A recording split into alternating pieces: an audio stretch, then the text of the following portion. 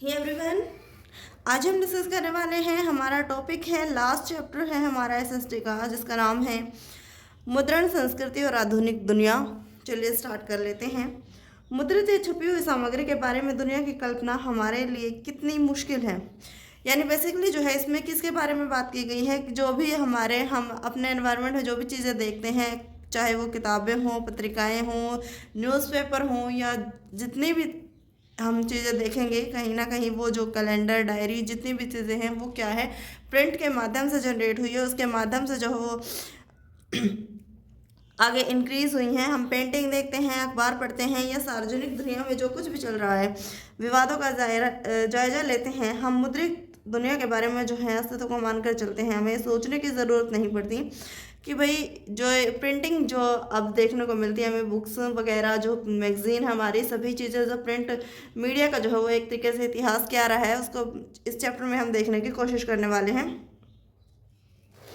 इस इतिहास ने हमारे समकालीन जमाने का आकार दिया है। यह इतिहास क्या है? मुद्रित सामग्री समाज में जो है कब से प्रचलन में आई है, कब ये स्टार्ट हुई है, और इसका वर्तमान समय जो है आधुनिक दुनिया में, मॉडर्न जो कंट्रीज़ हैं उनमें इसका क्या रोल है, क्या इसकी भूमिका है। इस अध्याय में हम मुद्रण के इतिहास को देखेंगे। ये कैसे एशिया से होकर यूरोप और भारत में फैला। हम मुद्रण तकनीक के प्रयास, प्रसार और उसके प्रभाव को जो है समाज में आए लोगों के लाइफस्टाइल में चेंजेस जो है उसको समझने की कोशिश करेंगे। सबसे पहले हेडिंग हमारी शुरुआती छपी की जो किताबें हैं। मुद्रण की सबसे पहली तकनीक जो है वो 3 देशों में जो है वो एक तरीके से डेवलप हुई है। वो 3 देश कौन से हैं? सबसे पहले है चीन, जापान और कोरिया।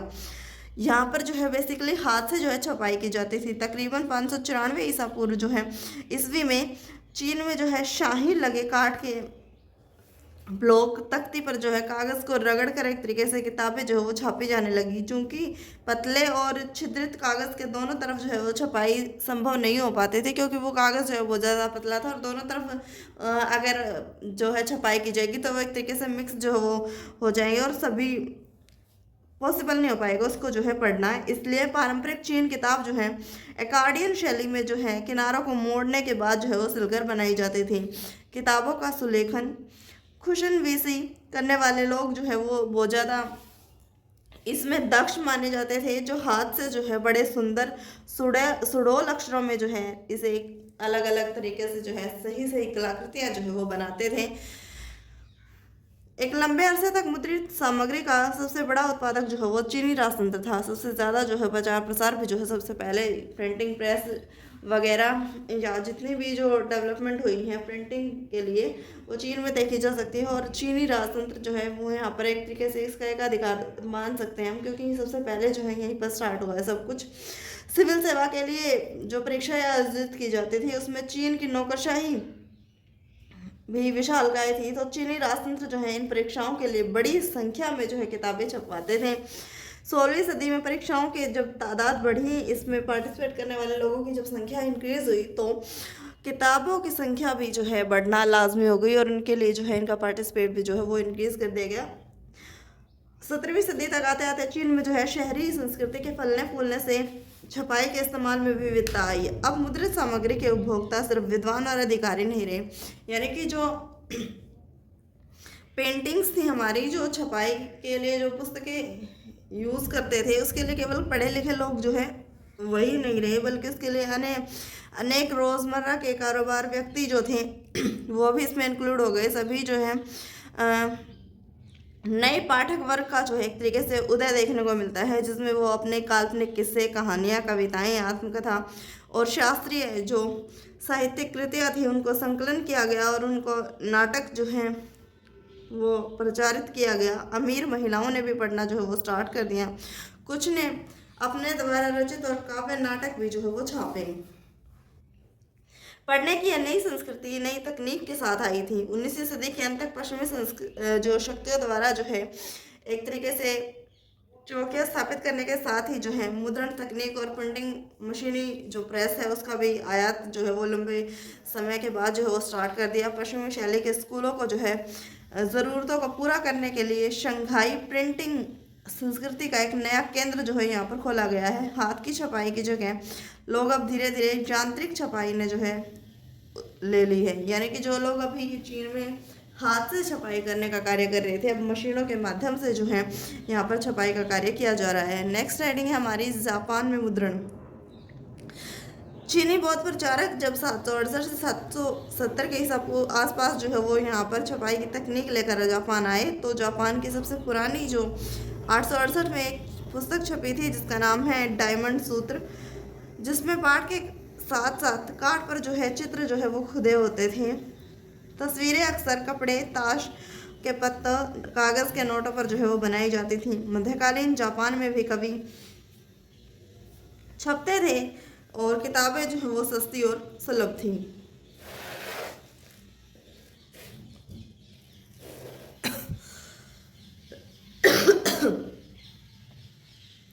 अठारहवीं सदी के अंत में एदो, बाद में जिसे टोक्यो के नाम से जाना गया, के शहरी इलाके में चित्रकारी जो है शालीन शहरी संस्कृति का पता चलता है, जिसमें हमें चाय घर के मजमू कलाकार को देख सकते हैं। हाथ से मुद्रित जो तरह की सामग्री है, महिलाएं संगीत के साज सज्जा की सामग्री, हिसाब किताब, चाय अनुष्ठान, फूल सब्जी और शिष्टाचार, रसोई पर लिखी किताबें जो हैं पुस्तकालय दुकानों से भरी पड़ी थी। एक तरीके से हमने स्टार्टिंग में देखा कि चीन में किस प्रकार जो है किताबों का जो है प्रसार स्टार्ट हुआ, और उसके बाद जो है जापान में किस प्रकार जो है लोग महिलाएं जो हैं वो भी इसमें पार्टिसिपेट कर रही हैं, और पुस्तकालय जो है यहाँ पर काफ़ी ज़्यादा देखने को हमें मिलते हैं। यूरोप में मुद्रण का आना, यूरोप में किस प्रकार जो है इसका प्रसार हुआ, चलिए देखते हैं। सदियों तक चीन से रेशम और मसाले जो थे वो रेशम मार्ग से यूरोप पर आते रहे, लेकिन जो 11वीं सदी आई तो चीन ने जो थे वही रास्ते से, जो सिल्क मार्ग था, जो सिल्क रूट था हमारा, वहीं से जो है क्या स्टार्ट हो गया, चीनी कागज़ का जो है जो एक तरीके से स्टार्ट हो गया। कागजों ने कातिबों मुंशियों को सावधानी पूर्वक लिखी गई पांडुलिपियों के उत्पादन को जो है मुमकिन बनाया है, और इसके साथ ही 1295 में इटली के जो एक यात्री हैं जिनका नाम था मार्को पोलो, जो कि चीन में काफ़ी साल तक खोज करने के बाद इटली वापस लौटे। जैसा कि आपने ऊपर पढ़ा, चीन के पास जो है वुड ब्लॉक यानी काठ की तख्ती वाली छपाई की तकनीक जो है वो टेक्नोलॉजी यूज़ की जाती थी। मार्को पोलो ये ज्ञान जो है अपने साथ लेकर आए। फिर क्या हुआ, जो इटली है, इतालवी हैं, वहाँ की भी जो है तख्ती की छपाई से किताबें जो हैं यहाँ पर निकालनी स्टार्ट कर दी, और जल्द ही यह तकनीक जो है बाकी यूरोप में भी फैल गई। मुद्रित किताबों की छपाई सस्ती, अश्लील मानने वाले कुलीन वर्गों और भिक्षु संघों के लिए छपी किताबों के विलासी संस्करण अभी भी बेशकीमती वेलम या चर्म पत्र पर ही छपते थे। व्यापारी विश्वविद्यालय के विद्यार्थी सस्ती मुद्रित किताबें खरीदते थे। किताबों की मांग बढ़ने के साथ साथ यूरोप भर के पुस्तक विक्रेता विभिन्न देशों में निर्यात करने लगे। अलग अलग जगह जो है पुस्तकों के लिए मेले लगाए जाने लगे। बढ़ती डिमांड को देखते हुए हस्तलिखित पांडुलिपियाँ जो हैं उनके प्रोडक्शन को भी जो है इंक्रीज़ किया गया। नए नए तरीके जो है सोचे जाने लगे, नए मेथड्स जो है, नई टेक्नोलॉजी का यूज़ किया जाने लगा। अब सिर्फ अमीर लोगों के यहाँ सुलेखक या कातिब नहीं पाए जाते थे। केवल मुद्रण जो है केवल पुस्तकें अमीर लोगों तक सीमित नहीं रह गई, बल्कि पुस्तक विक्रेता भी अब उन्हें रोजगार जो है वो देने लगे थे। आमतौर पर एक विक्रेता के यहाँ 50 कातिब जो है वो कार्य कर रहे थे, लेकिन इन कातिबों की आवाज़ जो है बढ़ती मांग हस्तलिखित पांडुलिपियों से पूरी नहीं होने वाली थी। नकल उतारना जो है वो एक तरीके से बेहद खर्चीला काम माना जाता था, और इसमें समय भी काफ़ी ज़्यादा लगता था, और जो व्यक्ति इनकी नकल करते थे वो जो है काफ़ी ज़्यादा इनमें उनकी मेहनत लगने वाली थी, श्रम साध्य कार्य था एक तरीके से। पांडुलिपियाँ जो थी वो अक्सर नाजुक होती थी, उन्हें ले जाने के लिए, रख रखाव करने के लिए जो है काफ़ी ज़्यादा मुश्किल का सामना करना पड़ता था। इसलिए जो है उनका सर्कुलेशन, उनका चलन जो है वो गश्त जो है वो काफ़ी सीमित रहा, लिमिटेड रहा। किताबों की बढ़ती डिमांड को देखते हुए वुड ब्लॉक प्रिंटिंग जो है, तख्ते की छपाई काफ़ी ज़्यादा लोकप्रिय होती चली गई। 15वीं शताब्दी की शुरुआत तक यूरोप में बड़े पैमाने पर जो है तख्ते की छपाई का इस्तेमाल करके कपड़े, ताश के पत्ते और छोटी छोटी टिप्पणियों के साथ धार्मिक चित्र छापे जा रहे थे। जाहिर है किताबें छापने के लिए इससे भी तेज और सस्ती मुद्रण तकनीक की ज़रूरत थी। ऐसी छपाई की एक तकनीक के आविष्कार से ही संभव हुआ था। 1430 के दशक में स्ट्रेसबर्ग के जोहान गुटेनबर्ग ने अंततः कर दिखाया। गुटेनबर्ग और प्रिंटिंग प्रेस। गुटेनबर्ग के पिता जो है वो व्यापारी थे। वो खेती से है एक बड़ी रियासत में पल बढ़कर जो है बड़े हुई। वे बचपन से ही तेल और जैतून पेरने की मशीनें जो है वो देखते आए थे। बाद में उन्होंने क्या किया, पत्थर पर पॉलिश करने की कला जो है वो सीख ली और सुनारे अंत में शीशे की इच्छित कलाकृतियां जो है उनको घटने लगी।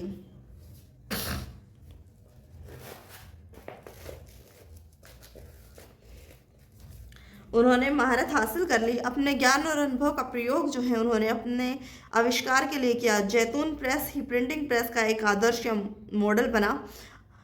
उसके साँचे का प्रयोग अक्षरों की धातुई आकृतियों को गढ़ने के लिए किया गया। गुटेनबर्ग ने 1448 में अपना ये यंत्र जो है वो एक तरीके से पूरा कर लिया। उसको बनाने का कार्य जो है वो पूरा कर लिया। उसने जो पहली किताब छापी वह थी बाइबल।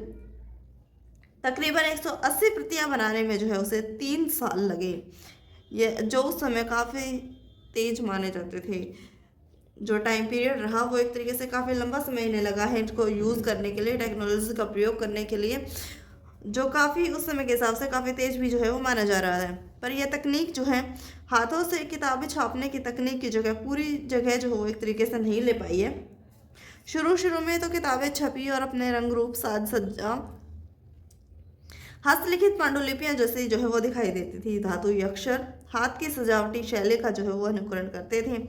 वहाँ पर हाशिए पर जो है फूल पत्तियों का डिज़ाइन भी बना दिया जाता था। चित्र जो है वो अक्सर भेंट किए जाते थे। अमीरों के लिए बनाई गई किताबें जो हैं इस पर जो पन्ने छापे जाते थे, हाशिए पर जो है बेल बूटे जो हो उनके लिए जगह जो खाली छोड़ दी जाती थी। हर खरीदार अपनी रुचि के हिसाब से डिज़ाइन और पेंटर जो है वो उसे डिसाइड कर सकते थे। अपनी इच्छा अनुसार जो है उसमें चेंजेस ला सकते थे। अपनी इच्छा अनुसार उसे परिवर्तन कर उसे और ज़्यादा खूबसूरत बना सकते थे। करीब 100 सालों के दरमियान यूरोप के ज़्यादातर देशों में छापे खाने जो है वो स्टार्ट हो गई। जर्मनी के प्रिंटर मुद्रक दूसरे देश जाकर नए छापे खाने खुलवाया करते थे। छापे खाने की संख्या में वृद्धि के साथ साथ पुस्तक उत्पादन में जो है काफ़ी वृद्धि जो है वो हमें देखने मिली। पुस्तकों का प्रोडक्शन जो है वो काफ़ी ज़्यादा बढ़ गया। 15वीं सदी के दूसरे हिस्से में यूरोप के बाज़ार में 2 करोड़ मुद्रित किताबें जो हैं वो आ गई हैं। यह संख्या 16वीं सदी में 20 करोड़ हो जाती हैं। हाथ की छपाई की जगह अब यांत्रिकी मुद्रण के आने पर जो है मुद्रण क्रांति संभव हो पाई है। यानी कि जब टेक्नोलॉजी का प्रयोग किया गया तो उसके साथ जो है टाइम भी कम लगा, खर्चा भी जो है वो एक तरीके से कम हुआ और समय भी जो है वो कम हुआ और श्रम जो है वो एक तरीके से लेबर का काम जो है वो एक तरीके से कम हो गया है। और इसके बाद जो है काफ़ी ज़्यादा यहाँ पर मुद्रण की जो है वो क्रांति हुई है। लोगों के बीच जो है वो किताबें पहुँच पाई हैं आसानी से। 2 करोड़ जो किताबें यहाँ पर पहले छापी गई थी उसके बाद इनकी संख्या बढ़कर जो है वो 20 करोड़ हो जाती है।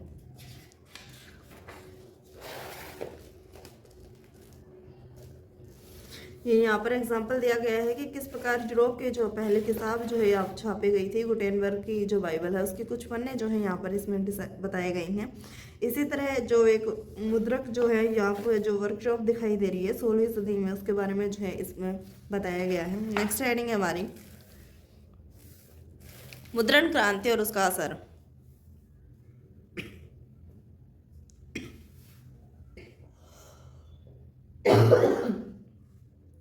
मुद्रण क्रांति क्या थी? छापे खाने का आविष्कार महज तकनीकी दृष्टि से नाटकीय बदलाव की शुरुआत नहीं था।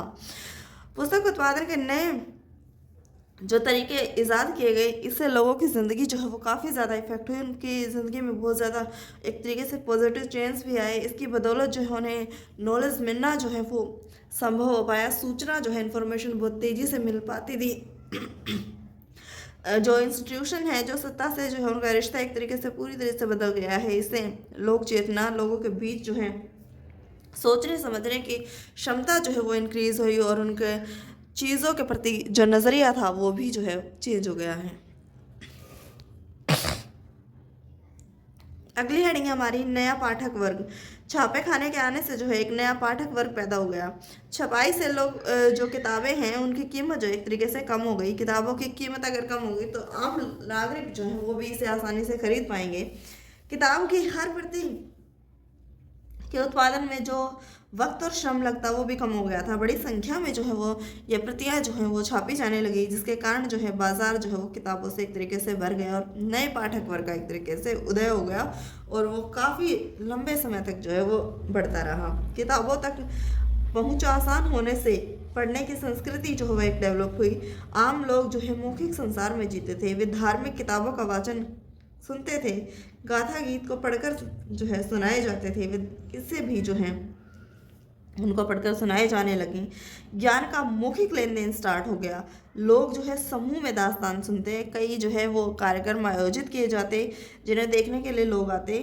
आप 8वीं जो हमारा चैप्टर है उसमें देखेंगे हम कि वे तन्हाई में खामोशी से पढ़ने के जो है वो आदि नहीं थे। लेकिन जब क्रांति हुई, छपाई क्रांति के पहले किताबें जो है वो न केवल महंगी थी बल्कि उनके पर्याप्त मात्रा में जो वो छापना भी संभव जो है नहीं था, क्योंकि श्रम जो उसमें काफ़ी ज़्यादा लगता था और इतनी ज़्यादा क्वांटिटी में इसको छापना जो है वो आम जनता के लिए जो है वो पॉसिबल नहीं था। लेकिन जब प्रिंटिंग प्रेस आई, जब इनका आविष्कार हुआ, नई टेक्नोलॉजी डेवलप हुई, तो उस किताबों की जो प्रति हैं वो काफ़ी ज़्यादा मात्रा में जो है छापी जाने लगी और उसके बाद जो है काफ़ी ज़्यादा संख्या में लोगों तक उसकी पहुंच जो है वो इंक्रीज़ हो गई है।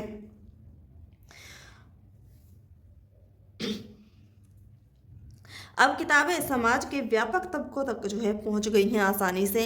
इसके साथ ही अगर पहले की जनता श्रोता थी तो हम कह सकते हैं वर्तमान समय जो जनता इस टाइम पीरियड पर जो जनता उभर कर सामने आई वो जनता कैसी है, वो जनता पाठक है, पढ़ने की इच्छुक है।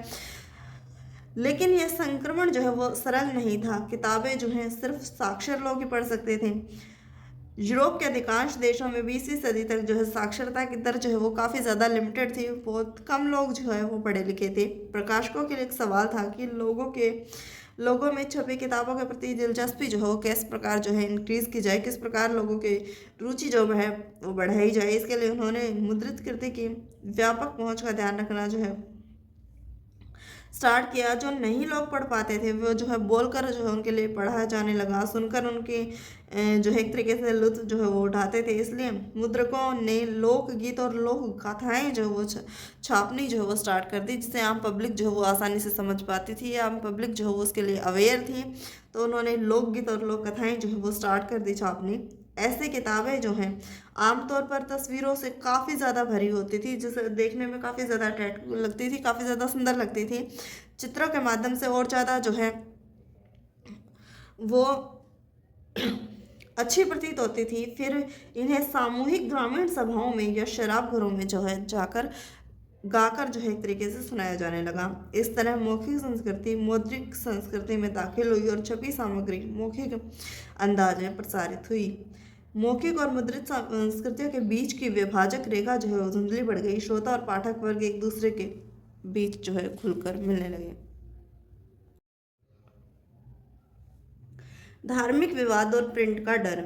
छापे खाने से जो है विचारों का व्यापक प्रचार प्रसार हुआ और इसके साथ ही बहस के द्वार भी खुल गए। स्थापित सत्ता के विचारों से जो है लोग असहमत होते, वो अब इन विचारों को छापकर जो है अन्य सभी नागरिकों के बीच जो है वो उन्हें फैला सकते थे। छपे हुए संदेश के जरिए वे लोगों को जो है अलग ढंग से सोचने के लिए जो है मनाने लगे या कोई कार्रवाई करने से जो है लोगों को प्रेरित कर सकते थे। जाहिर है कि इस बात का जीवन के कई क्षेत्रों में जो है वो सीधे सीधे गंभीर प्रभाव जो है वो देखने को मिला और इसका इम्पोर्टेंस जो है काफ़ी ज़्यादा देखने को मिला, जिसके माध्यम से जो है अब सत्ता और सरकार से भी जो क्वेश्चन जो है वो किए जा सकते थे। आम नागरिक को जो है सोचने के लिए मजबूर किया जा सकता था। हर कोई मुद्रित किताब को लेकर खुश नहीं था। जिन्होंने इनका स्वागत भी किया उनके मन में इसको लेकर काफ़ी ज़्यादा डर था, लेकिन हर तबका जो है वो इसको लेकर एक तरह उसके मन में खुशी नहीं थी। क्यों नहीं थी, उनके पीछे मन में डर क्यों बैठ गया था? कई लोगों को जो है छपी किताबों के व्यापक प्रसार और छपे शब्द की सुगमता को लेकर आशंका थी कि न जाने इसका आम लोगों के जहन पर, भाई जो आम पब्लिक है उस पर क्या इसका इम्पैक्ट होगा। भय था कि अगर छपे हुए और पढ़े जा रहे पर कोई अगर नियंत्रण नहीं होगा, अगर उस पर कंट्रोल नहीं किया गया तो लोगों में जो है बागी एक तरह से बगावत की भावना उठेगी और अधार्मिक विचार जो है उनके बीच पर अपने लगेंगे। अगर ऐसा हुआ, विचार जो है वो पनपने लगेंगे। अगर ऐसा हुआ तो मूल्यवान साहित्य की सत्ता जो है वो एक तरीके से नष्ट हो जाएगी। धर्मगुरु, सम्राट और कई लेखकों और कलाकारों के द्वारा व्यक्त की गई चिंता जो है नवमुद्रित और नव प्रसारित साहित्य की व्यापक आलोचना का जो है एक तरीके से आधार बन जाती हैं। धर्मगुरु और जो सम्राट, जो शासक जो है, उन्हें कई बार इस बात का अंदेशा होता था कि कहीं से जो है प्रजा उनके बीच जो है बगावत के सुर न बुलंद करते, इसके साथ जो है लोगों की भावनाएं जो है वो आहत ना हो और वो कहीं अधार्मिक क्रियाएं जो है वो करने न लग जाएं, अधार्मिक विचार उनके बीच उत्पन्न न हों। आइए देखें कि जीवन के एक क्षेत्र में इसका क्या असर हुआ। धर्म सुधारक मार्टिन लूथर ने रोमन कैथोलिक चर्च की कुरीतियों की आलोचना करते हुए अपने 95 जो है वो स्थापनाएं लिखी। इसकी एक प्रति जो है विटेनबर्ग के गिरजाघर के दरवाजों पर टांग दी गई। इसमें लूथर ने जो है चर्च के शास्त्रार्थ को एक तरीके से चुनौती दी गई। मार्टिन लूथर जो किंग जूनियर है, एक तरीके से उन्हें धर्म सुधारक के रूप में जाना जाता है। उन्होंने जो है चर्च की जो उनमें कुरीतियाँ फैली हुई थी, किस प्रकार जो है वो आम पब्लिक को जो है बरगला रहे थे, आम पब्लिक का शोषण कर रहे थे, उन्हें जो है धर्म के अनैतिक सिद्धांतों में उलझा रहे थे। तो उन्होंने क्या किया, उन्होंने एक जो प्रति छापी है उसे जो है ब्रिटेनबर्ग के जो एक गिरजाघर है जो वहाँ पर, उसमें जो है उसके दरवाजे पर टांग दी गई और एक तरीके से शास्त्रार्थ के लिए उनको चुनौती दी गई है। जल्द ही लूथर के इस लेख को जो है बड़ी तादाद में जो है ये लेख छपने लगे और बड़ी संख्या में लोगों के बीच छपे और पढ़े जाने लगे। इसके नतीजे क्या हुए, चर्च में जो है एक तरीके से विभाजन हमें देखने को मिला और प्रोटेस्टेंट धर्म सुधार की शुरुआत हो जाती है। कुछ ही हफ्तों में न्यू टेस्टामेंट के लूथर के तर्जुमे या अनुवाद की 5000 से ज़्यादा कॉपियाँ जो है जो प्रतियाँ हैं उनकी वो एक तरीके से बिक जाती हैं और 3 महीने के अंदर जो उन्हें दूसरा संस्करण जो है वो निकालना पड़ जाता है। प्रिंट के प्रति तहे दिल से कृतज्ञ लूथर ने कहा, मुद्रण जो है ईश्वर की दी हुई महानतम देन है। यानी कि उन्होंने मुद्रण को बताया कि उसे जो है ईश्वर के द्वारा प्रदान किया गया एक बड़ी अचीवमेंट है, सबसे बड़ा तोहफा जो है उन्होंने इसे माना। कई इतिहासकारों का ख्याल है कि छपाई ने नया बौद्धिक माहौल जो है वो एक तरीके से खड़ा करते और लोगों के बीच तर्क, विचार, सोचने समझने की क्षमता जो है उसने इंक्रीज कर दी। सत्ता से सवाल उठाए जाने लगे। धर्म के विरुद्ध जो आचरण करने वाले लोग थे या जो चर्च की सत्ता थी एक तरीके से उसको हिला दिया और प्रोटेस्टेंट धर्म सुधार की जो है शुरुआत कर दी गई। इसमें धर्म सुधार आंदोलन के नए विचारों के प्रसार में जो है काफ़ी ज़्यादा मदद जो है वो देखने को मिली। मुद्रण और प्रतिरोध, छपे हुए लोकप्रिय साहित्य के बल पर कम शिक्षित लोग धर्म की अलग अलग व्याख्याओं से परिचित हुए। 16वीं सदी में इटली के एक किसान हैं जिनका नाम है मेनोकियो ने अपने बड़े इलाके पर उपलब्ध किताबों को जो है पढ़ना स्टार्ट कर दिया। उन किताबों के आधार पर उन्होंने जो है बाइबल के विभिन्न अर्थ, नए जो है अर्थ वो निकालने स्टार्ट किए। इसके साथ ही ईश्वर और सृष्टि के बारे में उन्होंने विचार बनाए। रोमन कैथोलिक चर्च जो है उससे क्रुद्ध हो गया। ऐसे धर्म विरोधी विचारों को दबाने के लिए रोमन चर्च ने जो है इनक्विजिशन, धर्म विद्रोही जो व्यक्ति हैं उनको दुरुस्त करने वाली संस्था जो है एक तरीके से स्टार्ट कर दी। तो मोनेकियो को 2 बार जो है इसमें पकड़ा गया। आखिरकार उसे मौत की सजा दी गई। धर्म के पास ऐसे पाठ उस पर उठाए गए सवाल जो है वो परेशान रोमन चर्च के प्रकाशकों, पुस्तक जो विक्रेताएं थे उन पर कई तरह की पाबंदियां लगा दी गई और 1558 में जो है प्रतिबंधित किताबों की सूची जो है वो उन्होंने जारी कर दी। एक तरीके से जो है जब मार्टिन लूथर के द्वारा जो धर्म सुधार आंदोलन जो है वो एक तरीके से स्टार्ट किया गया, प्रोटेस्टेंट वहाँ चेंज किए गए, चर्च की सत्ता को चुनौती दी गई।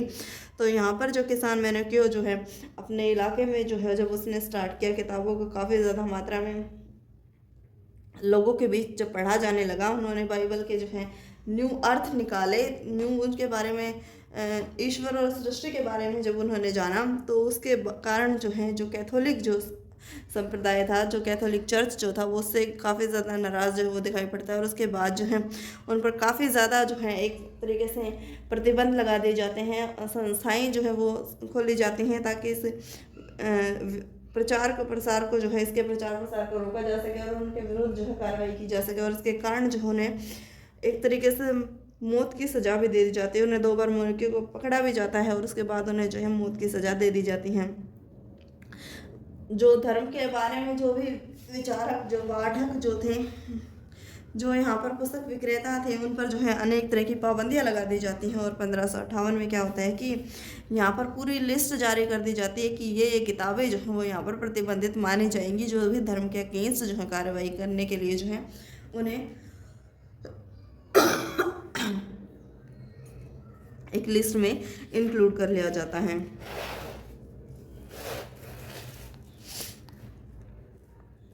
अगली हेडिंग है हमारी पढ़ने का जुनून। पूर्वी 17वीं और 18वीं शताब्दी के दौरान हमने देखा कि यूरोप के ज़्यादातर हिस्सों में जो है वो साक्षरता जो है वो एजुकेशन जो है वो काफ़ी ज़्यादा बढ़ी है। अलग अलग संप्रदाय के जो चर्च हैं उन्होंने गाँवों में स्कूल जो वो एक तरीके से स्थापित कर दिए हैं ताकि आम जनता के साथ साथ जो नई पीढ़ी, जो युवा पीढ़ी तैयार हो, उन्हें जो है एजुकेशन मिल सके, उन्हें नॉलेज जो है वो प्राप्त हो, तर्क विचार की क्षमता उनके बीच जो है वो डेवलप हो सके। इसके लिए जो है स्कूलों में जो है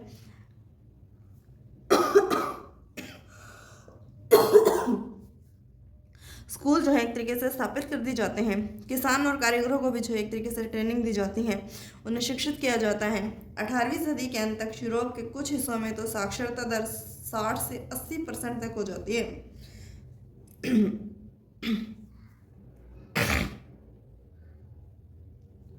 यूरोपीय देशों में साक्षरता स्कूलों के प्रसार के साथ लोगों में पढ़ने के लिए जो है जुनून पैदा कर देती हैं। लोगों को किताबें चाहिए थी, इसलिए मुद्रक जो है ज़्यादा से ज़्यादा किताबें छापने लगते हैं। जब किताबों का ऐसा प्रचार प्रसार व्यापक समाज में देखने को मिला तो जो व्यक्ति हैं वो और ज़्यादा जो है उनके बीच जुनून हुआ और पढ़ने के जो है एक तरीके से जिज्ञासा उत्पन्न हुई। तो लोगों के लिए जो है ज़्यादा से ज़्यादा किताबें छापनी जो वो स्टार्ट कर दी गई।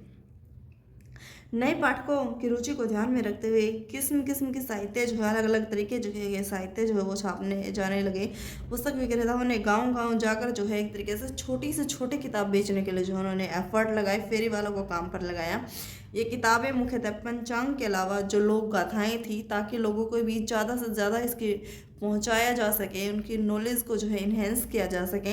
लोकगीतों के माध्यम से किया जाता था ताकि मनोरंजन के माध्यम से जो उन्हें शिक्षा प्रदान की जा सके। मनोरंजन प्रधान सामग्री जो है वो आम लोगों के बीच पहुंची, आम पाठकों के बीच पहुंचने लगी।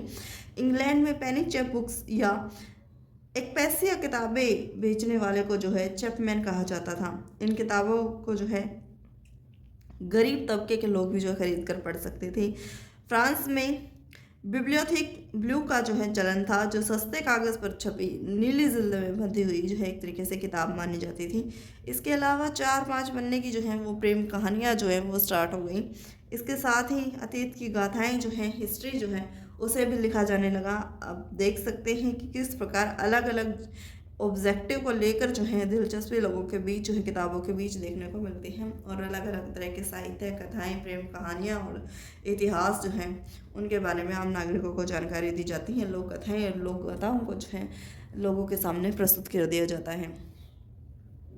18वीं सदी के आरंभ में पत्रिकाओं का जो प्रकाशन स्टार्ट हुआ तो जो समसामयिक घटनाएं थी, एक तरह करंट जो न्यूज़ थी, उनकी खबर जो है मनोरंजन के साथ उन्हें परोसा जाने लगा। इस तरह से अखबार और पत्रों का जो प्रचलन स्टार्ट हो जाता है, जिसमें युद्ध और व्यापार संबंधी जो जानकारी है, इन्फॉर्मेशन है, वो शेयर की जाती थी। उसी तरह वैज्ञानिक और दार्शनिक भी आम जनता की पहुंच से बाहर नहीं रही।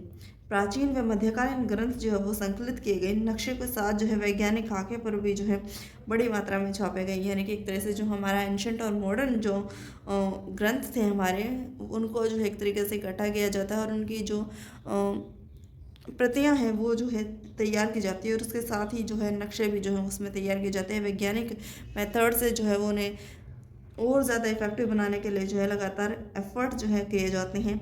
जब आइजैक न्यूटन जैसे वैज्ञानिकों ने अपने आविष्कारों को प्रकाशित करना स्टार्ट किया तो उनके लिए विज्ञान बोध में पगा एक बड़ा पाठक वर्ग तैयार हो चुका था, जिसके कारण जो है टॉमस पेन, वॉल्टेयर, जॉन लोक और इसके साथ ही रूसो जैसे दार्शनिकों की किताबें भी जो है भारी मात्रा में छपने लगी और लोगों के बीच से पढ़ा जाने लगा। जाहिर है विज्ञान, तर्क, विवेकवाद में उनकी लोक विचार जो है वो लोकप्रिय साहित्य में भी जगह पाने लगे। यानी कि जो हमारे थिंकर हुए हैं, हमारे वोल्टेयर हैं, जॉन लॉक है, रूसो हैं, इन्होंने जो अपनी पुस्तकें निकाली तो एक बहुत बड़ा वर्ग तैयार हो चुका था जो इनके पढ़कर जो है वो नॉलेज को गेन करना चाहता था। उन पाठकों के बीच जो है इनके बीच काफ़ी लोकप्रिय हो चुके थे ये। और इन्होंने क्या किया है, जो आइजैक न्यूटन है उन्होंने भी अपने आविष्कार जो है यहाँ पर प्रकाशित करने स्टार्ट कर दिए हैं। नेक्स्ट हेडिंग है हमारी दुनिया के जालिमों, अब हिलोगे तुम। 18वीं सदी के मध्य में लोगों के बीच ये बिलीफ हो गया था, ये विश्वास हो गया था कि किताबों के ज़रिए जो है प्रगति की जा सकती है और नॉलेज जो है वो प्राप्त की जा सकती हैं। कई सारे लोगों का तो मानना था कि किताबें जो है वो उनकी दुनिया को बदल सकती हैं, कि वे निरंकुशवाद और आतंकी राजसत्ता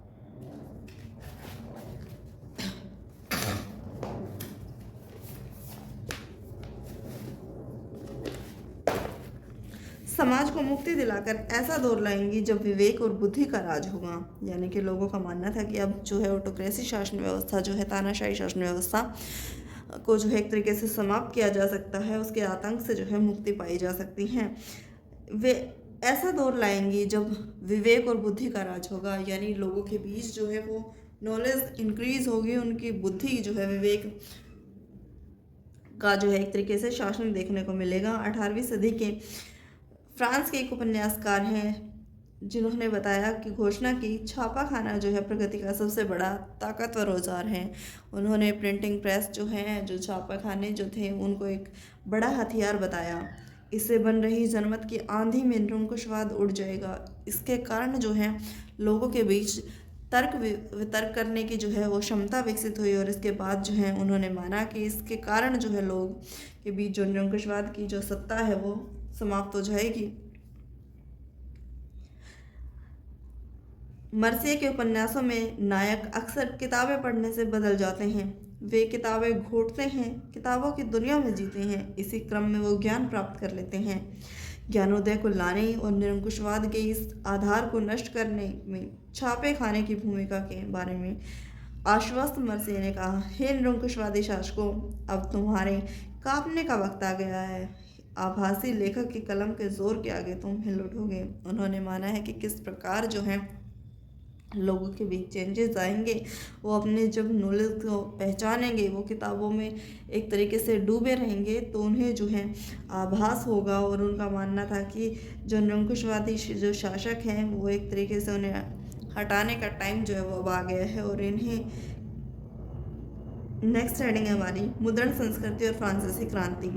कई इतिहासकारों का मानना है कि मुद्रण संस्कृति ने फ्रांसीसी क्रांति के लिए जो है अनुकूल परिस्थितियाँ जो थी वो पैदा कर दी।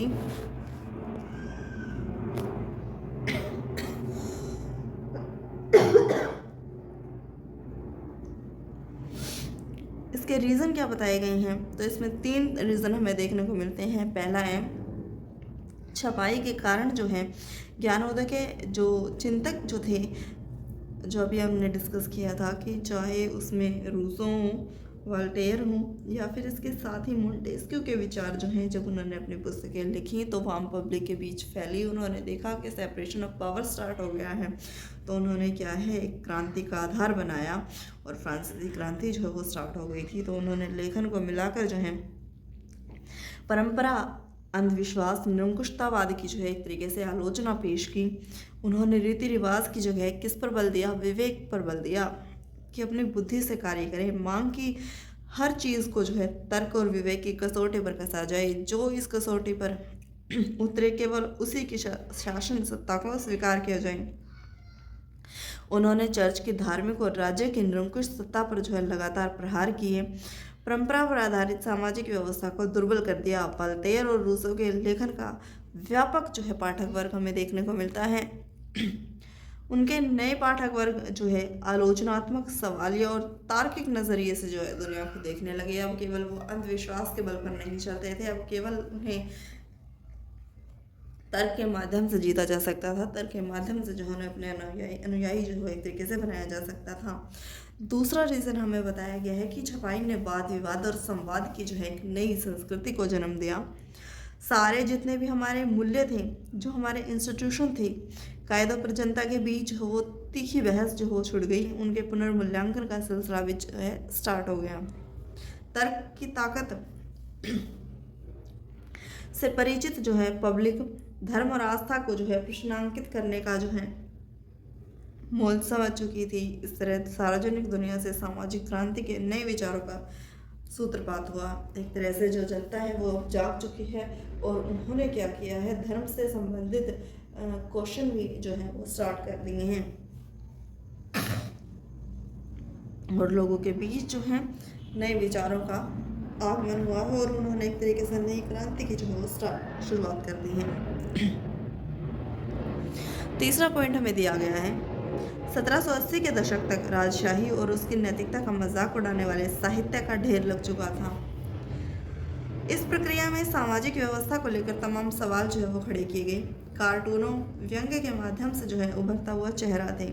जनता तो मुश्किल में फंसी है, जबकि राजशाही भोग विलास में डूबी है। भूमिगत घूमने वाले साहित्य ने लोगों को राजतंत्र के खिलाफ भड़काया, यानी कि जो ऑटोक्रेसी शासन व्यवस्था थी, राजतंत्रीय शासन व्यवस्था, मोनार्की सिस्टम जहाँ पर डेवलप था, वहाँ पर लोगों ने जो है अपने कार्टून के माध्यम से जो है उन्हें उकेरा, समाज में लोगों के बीच जाने का कार्य किया, ये संदेश देने का कार्य किया किस प्रकार जो है उनके जो आम नागरिक हैं वो तो कर्ज के नीचे दबे हुए हैं और राजा जो है भोग विलास में डूबे हुए हैं और उनकी तानाशाही शासन व्यवस्था के विरुद्ध जो है लोगों को अवेयर किया और राजतंत्र के खिलाफ जो है उन्होंने एक तरीके से विद्रोह को जन्म दिया।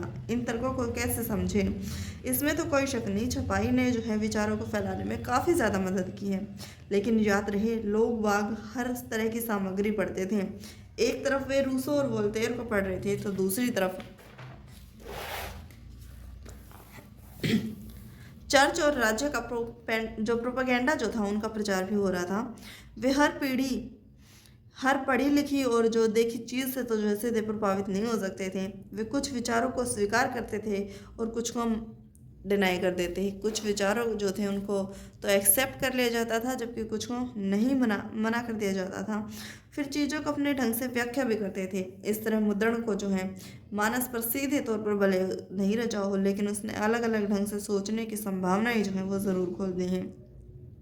यानी एक तरीके से देखिए, समाज जो है वो दो वर्गों में बटा हुआ दिखाई पड़ता है। एक और जो है वो लोग हैं जो रूसो और वोल्टेयर के जो है उनके बारे में जान रहे हैं, शासन के विरुद्ध जो है वो लगातार सवाल या निशान जो है वो खड़े कर रहे हैं। उनके तानाशाही शासन व्यवस्था, नई सिस्टम व्यवस्था को किस प्रकार अपनाया जाए, नई कॉन्स्टिट्यूशन को कैसे अप्रोच किया जाए, किस प्रकार जो है आदर्श राज्य की अवधारणा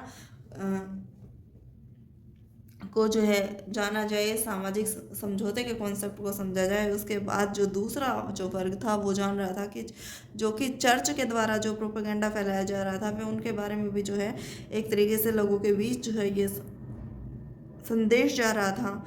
इस तरह से उन्होंने जो है अलग अलग मुद्रण ने केवल सोचने समझने की जो क्षमताएं थी उनको इंक्रीज नहीं किया, बल्कि लोगों के बीच जो है नई संभावनाएं भी तलाश करनी है।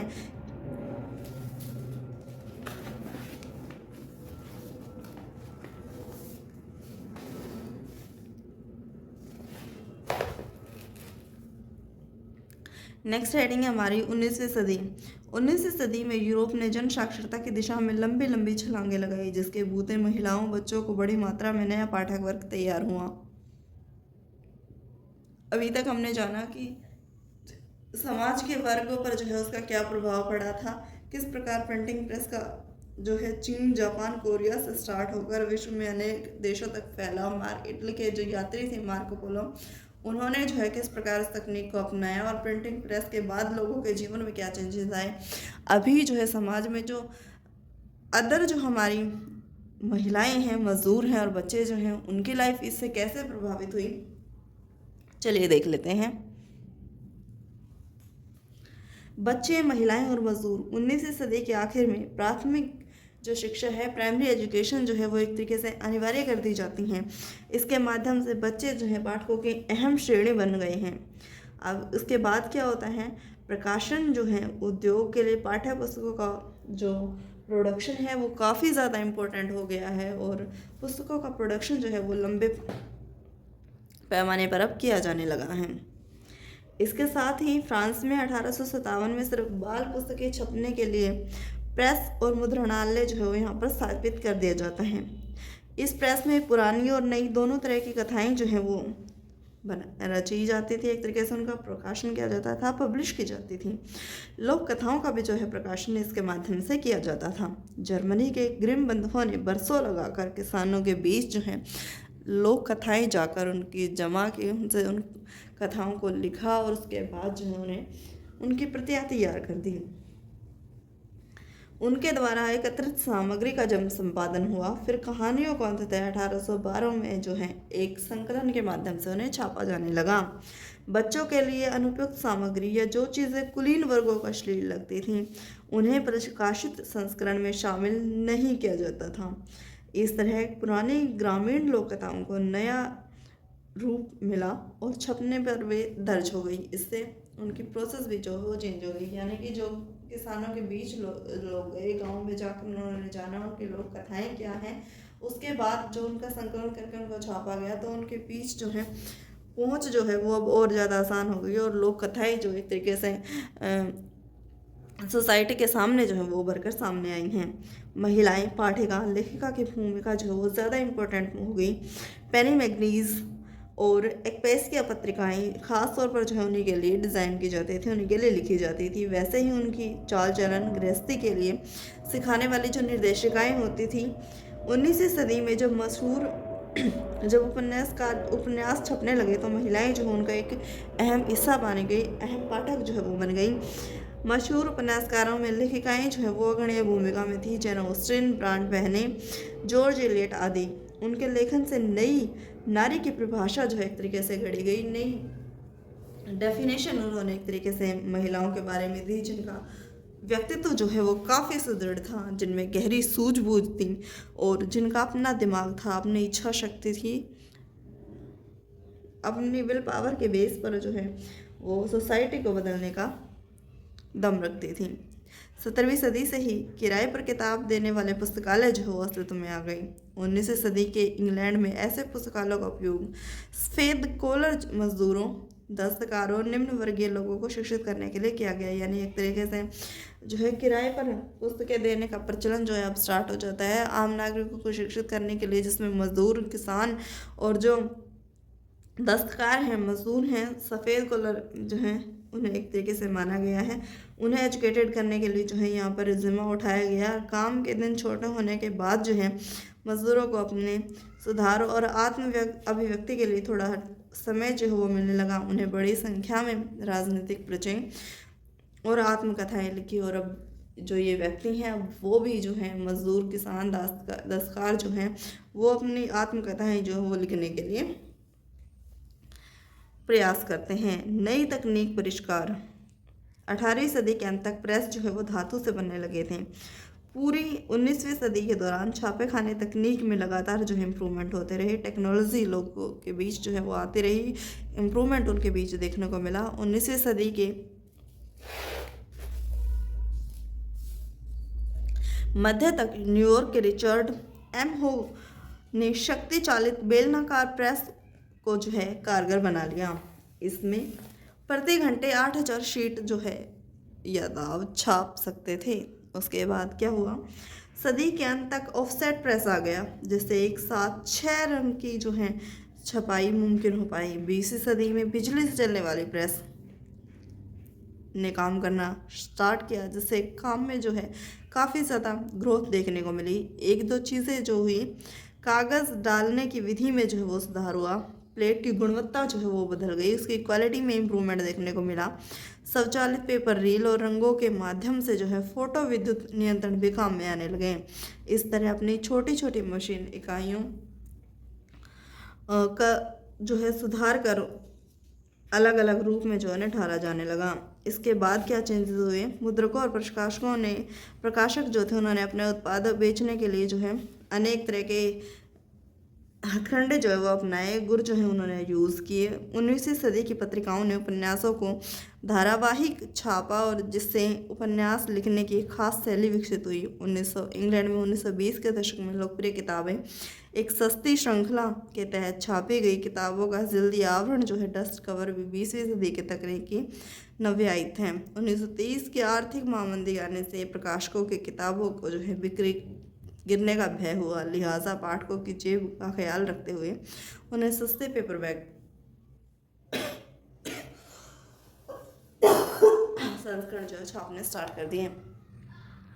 यानी कि एक तरीके से देखिए टेक्नोलॉजी में किस प्रकार इम्प्रूवमेंट देखने को मिला है कि अलग अलग चेंजेस जो हुए हैं। पहले जो है सिर्फ नॉर्मल जो है प्रिंटिंग की जाती थी, उसके बाद उसमें कलर का प्रयोग किया जाने लगा। 8000 शीट जो है वो लगातार एक साथ स्टार्ट हो गई और ज़्यादा कलर का प्रयोग करने से जो है किताबें और ज़्यादा अट्रैक्टिव दिखने लगी। उसमें ज़्यादा कलर होने की वजह से बच्चों के लिए भी जो है वो काफ़ी ज़्यादा हेल्पफुल जो है वो साबित हुई। उसके साथ ही जो है उसमें काफ़ी क्वालिटी में भी जो है काफ़ी चेंजेस लगाए गए।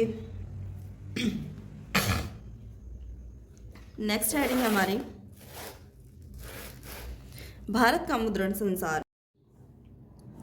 अभी तक हमने विश्व स्तर पर जाना था कि मुद्रण का जो है किस प्रकार प्रचार प्रसार हुआ था। अभी हम इंडिया में इसकी क्या कंडीशन थी, किस प्रकार जो है इसने और ज़्यादा प्रसार किया, उसको देखने वाले हैं। आइए देखिए कि भारत में छपाई जो है वो कब स्टार्ट होती है और इसके मुद्रण युग के पहले जो है यहाँ पर कैसे कंडीशन थी, किस प्रकार सूचना और विचार को जो है कैसे यहाँ पर लिखा जाता था।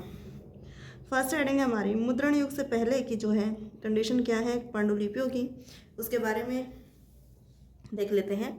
भारत में बेसिकली जो है संस्कृत, अरबी, फारसी विभिन्न क्षेत्रीय भाषाओं में हस्तलिखित पांडुलिपियों को पुरानी और समृद्ध परंपरा यहाँ पर मौजूद थी। इंडिया में क्या करते थे, सबसे पहले जो है बेसिकली देखा जाए तो पांडुलिपियों के माध्यम से जो है अपनी अलग अलग लैंग्वेज में जो है इन्हें संरक्षित किया जाता था।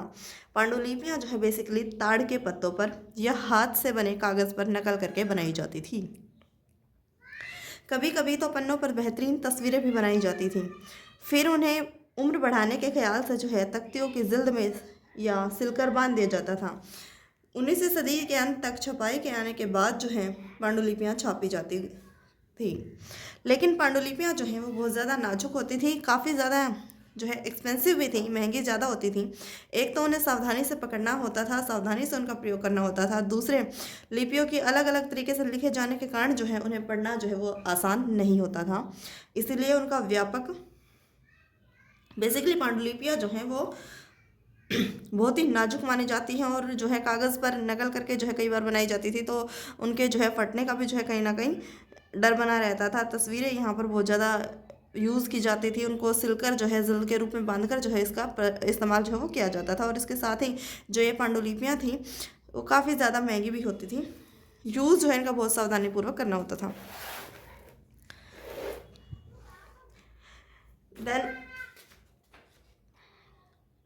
पांडुलिपियाँ की जो लिपि है वो अलग अलग होने के कारण जो है इसको पढ़ना भी जो है वो आसान दैनिक जो है इस्तेमाल के लिए आसान नहीं होता था। हालांकि पूर्व औपनिवेशिक बंगाल में ग्रामीण क्षेत्र में प्राथमिक पाठशालाओं में बड़ा जल था, लेकिन विद्यार्थी आमतौर पर किताबों से नहीं पढ़ते थे। गुरु जो है याददाश्त से उन्हें किताबें सुनाते थे और विद्यार्थी उन्हें लिख लेते थे। इस तरह कई सारे लोग बिना कोई किताब के जो हैं पढ़े साक्षर बने। यानी कि बेसिकली जो इंडिया में जो एंशियंट टाइम था वहाँ पर जो एजुकेशन सिस्टम किस प्रकार दिया जाता था, तो उसमें बेसिकली जो टीचर्स जो होते थे, जो हमारे गुरु होते थे, वो क्या करते थे, वो मौखिक वाचन करते थे और उसी के माध्यम से जो है विद्यार्थियों ने लिख लेते थे और उसी के बेस पर जो है वो अपनी याददाश्त के आधार पर जो उन्हें याद कर लेते थे। इस प्रकार जो है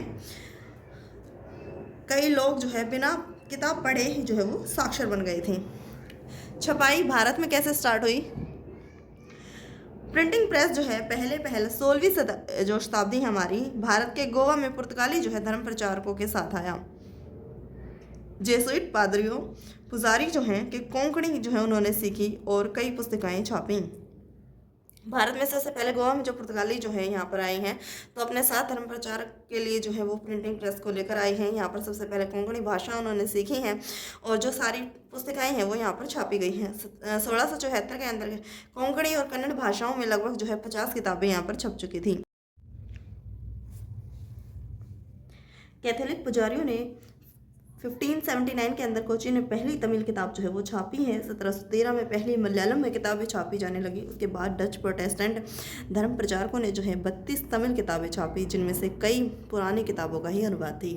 यानी अलग अलग लैंग्वेज में जो है किताबें जो है वो छापी जाने लगी हैं। अलग अलग धर्म प्रचारक जो है वो उसका इस्तेमाल जो है वो कर रहे हैं। अंग्रेजी भाषी प्रेस भारत में काफ़ी देर विकास कर पाया। यद्यपि इंग्लिश जो है वो ईस्ट इंडिया कंपनी ने 17वीं शताब्दी के अंत तक छापे खाने का आयात जो है वो शुरू कर दिया था। जेम्स ऑगस्ट हिक्की ने 1780 में बंगाल गजट नामक एक साप्ताहिक पत्रिका का संपादन जो है वो स्टार्ट किया, जिसने खुद को यूं परिभाषित किया, हर किसी के लिए खुली एक व्यावसायिक पत्रिका जो किसी के प्रभाव में नहीं है। यानी यह पत्रिका भारत में चलने वाले प्रेस औपनिवेशिक शासन से आज़ाद निजी अंग्रेजी उद्यम थी। इसे अपनी स्वतंत्रता पर अभिमान था। हिक्की ढेर सारे विज्ञापन छापता और उसे दासों की बिक्री के साथ जुड़े इश्तिहार भी शामिल उसमें होते थे। लेकिन साथ ही वह भारत में कार्यरत वरिष्ठ अंग्रेज अधिकारियों के साथ जुड़ी गपबाजी भी छापता था, जिससे नाराज होकर गवर्नर जनरल थे हमारे लॉर्ड वॉरेन हेस्टिंग्स, उन्होंने क्या किया, हिक्की पर मुकदमा दर्ज कर दिया और सरकारी आश्रय प्राप्त अखबारों के प्रकाशन को प्रोत्साहित किया। औपनिवेशिक राज की छवि पर होते हमले जो है रक्षा कर सके। 18वीं सदी के अंत तक कई सारी पत्रिकाएं जो है वो छापी जाने लगी। कुछ हिंदुस्तानी भी अखबार छापने लगे। ऐसा प्रयासों में पहला था राजा राम मोहन राय के करीबी रहे गंगाधर भट्टाचार्य द्वारा प्रकाशित बंगाल गजट। यानी कि एक तरीके से जेम्स ऑगस्ट हिक्की जो है उन्होंने सबसे पहले बंगाल गजट जो है वो स्टार्ट किया है। 1780 के अंदर जो है साप्ताहिक पत्रिका है उनका संपादन जो है उन्होंने शुरू कर दिया है। लेकिन इसके साथ ही जो है उन्होंने ये एक तरीके का दावा किया है कि जो है ब्रिटिश औपनिवेशिक शासक जो है उससे स्वतंत्र हैं, इससे स्वतंत्र रहकर वो कार्य कर रहे हैं। निजी एक तरीके से उन्होंने अपने इस पत्रिका को निजी जो है वो बताया है और इसके साथ ही अपनी इस फ्रीडम को जो है वो काफ़ी ज़्यादा अभिमान करते थे। लेकिन जो ये बात है उनकी लॉर्ड विलियम बेंटिंग को पसंद नहीं आई और उन्होंने जो है क्योंकि इन्होंने कई जो ऐसी पत्रिकाएँ जो थी उनमें ब्रिटिश गवर्नमेंट के अगेंस्ट जो है वो बातें छापी, जिससे वो नाराज़ हो गए, जिसके कारण जो है उन्होंने क्या किया है, लॉर्ड वॉरेन हेस्टिंग्स है उन्होंने क्या किया है, जेम्स ऑगस्ट हिक्की पर जो है मुकदमा चला दिया है। और एक तरीके से जो औपनिवेशिक सरकार के द्वारा जो प्रशंसा करते थे केवल उन्हीं अखबारों को जो है प्रमोट किया जा रहा है, उनको प्रोत्साहित किया जा रहा है। और इसके साथ ही जो है राजा राम मोहन राय के करीबी रहे गंगाधर भट्टाचार्य जो हैं उन्होंने भी जो है बंगाल गजट को जो है एक तरीके से प्रकाशित किया है। अगली हेडिंग है हमारी धार्मिक सुधार और सार्वजनिक बहसें। जैसा कि आप सभी जानते हैं 19वीं सदी की शुरुआत से ही धार्मिक मसलों का लेकर बहस जो है वो स्टार्ट हो जाती है। एक तरीके से अलग अलग समूह जो है औपनिवेशिक समाज में हो रहे चेंजेस से जो है लगातार संघर्ष कर रहे थे। धर्म की अपनी अपनी व्याख्याएं जो है वो पेश कर रहे थे। कुछ तो मौजूदा रीति रिवाजों की आलोचना करते हुए उनमें सुधार चाहते थे, जबकि कुछ जो है अन्य समाज सुधारकों के तर्कों के खिलाफ खड़े थे। ये सारे वाद विवाद प्रिंट में सरेआम पब्लिक हुई। छपी हुई किताबें अखबारों ने न केवल विचारों को प्रसार किया बल्कि उन्होंने जो है बहस की शक्ल भी तैयार कर दी। इन बहसों में व्यापक जन समुदाय जो है वो हिस्सा लेता था और अपने मत को जाहिर करता था। इस तरह के मतांतर से जो है नए विचार उभर कर सामने आए। एक तरीके से जब ये पत्रिकाएं छापी जाने लगी तो इनसे जो है जो लोग औपनिवेशिक शासन का एक तरीके से सपोर्ट कर रहे थे और जो राष्ट्रवादी जो शासन है उनके जो रीति रिवाज जो हैं इंडियंस के उनकी आलोचना करते थे, उसके बारे में जो उसमें चेंजेस चाहते थे, सुधार चाहते थे। यानी दोनों तरह के जो गुटों के लोग जो है उसके बारे में छापा जाने लगा, मत तैयार किया जाने लगा उनका। एक समय था जब समाज जो है वो धर्म सुधारकों हिंदू रूढ़िवादियों के बीच विधवा दाह, एकेश्वरवाद, ब्राह्मण पुजारीवाद और मूर्ति पूजा जैसे अनेक जो मुद्दे हैं उनको लेकर तेज बहस स्टार्ट हो जाती हैं। बंगाल में जैसे जैसे बहस चली लगातार बढ़ती तादाद में पुस्तिकाओं और अखबारों के जरिए तरह तरह के तर्क जो है समाज के बीच आने लगे। ज़्यादा से ज़्यादा लोगों तक पहुंचने के ख्याल से इन्हें आम बोलचाल की भाषा में छापा जाने लगा। राजा राम मोहन राय ने 1821 में संवाद कौमुदी प्रकाशित की और उसके बाद रूढ़िवादियों ने उनके विचारों से टक्कर लेने के लिए जो है समाचार चंद्रिका का सहारा लिया। दो फारसी अखबार जामे जहानामा और शमशुल अखबार जो है 1882 के अंदर प्रकाशित हुए।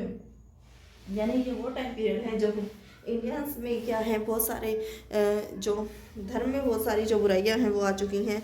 विधवा दाह की प्रथा जो है वो स्टार्ट हो गई है। केशवरवाद है, ब्राह्मण वर्ग का जो है एक तरीके से यहाँ से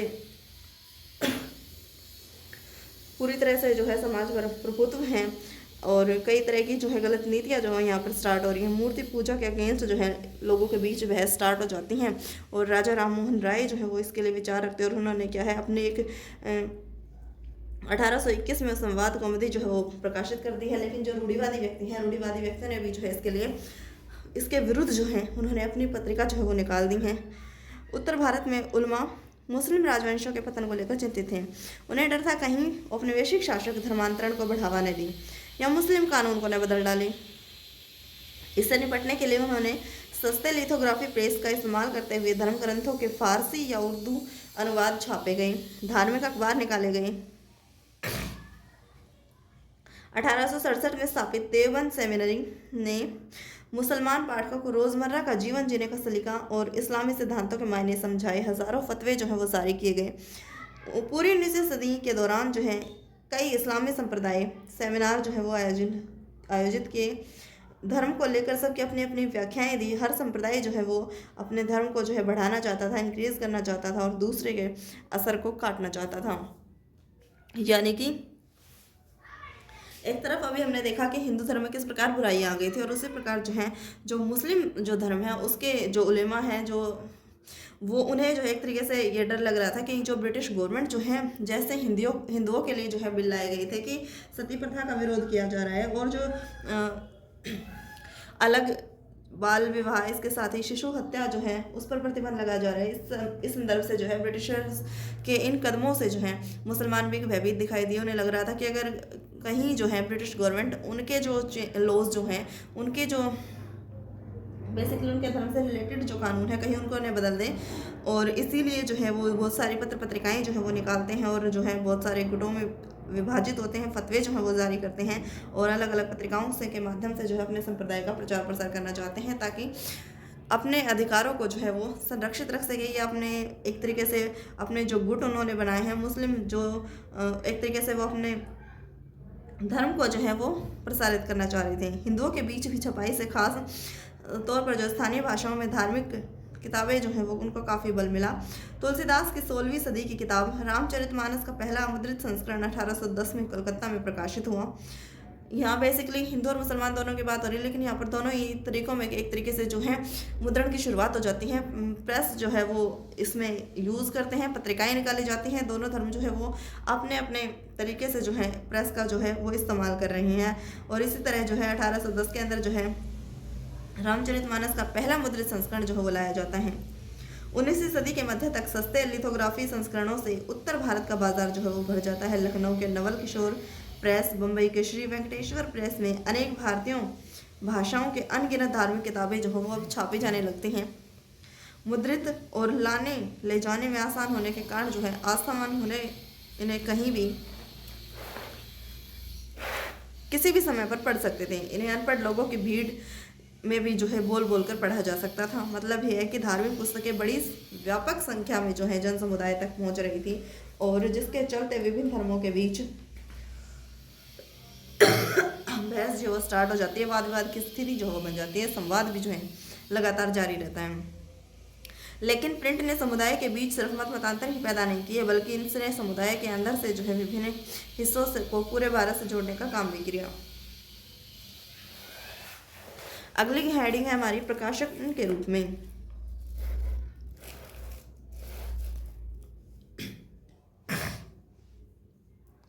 छापे खाने से इस तरह के लेखन के लिए एक तरीके से भूख जो है वो इन लोगों के बीच दिखाई देने लगी। जैसे जैसे लोग पढ़ने लगे, छपे हुए पन्नों में अपनी ज़िंदगी, तजुर्बे और अपने जो भोगे हुए रिश्तों का जो है एक तरीके से देखने की चाह जो है वो और ज़्यादा बलवान होती चली गई। यूरोप में विकसित उपन्यास जो है नामक यह साहित्यिक विधा इन सभी ज़रूरतों को पूरा करने में सक्षम थी। जल्द ही इसने अपनी एक खास पहचान जो है वो बना ली। इसने पाठकों को जो है अपनी ओर अट्रैक्ट किया और अपने जीवन चरित्र को जो है एक तरीके से ढालने का इन पत्रिकाओं के माध्यम से प्रयास किया।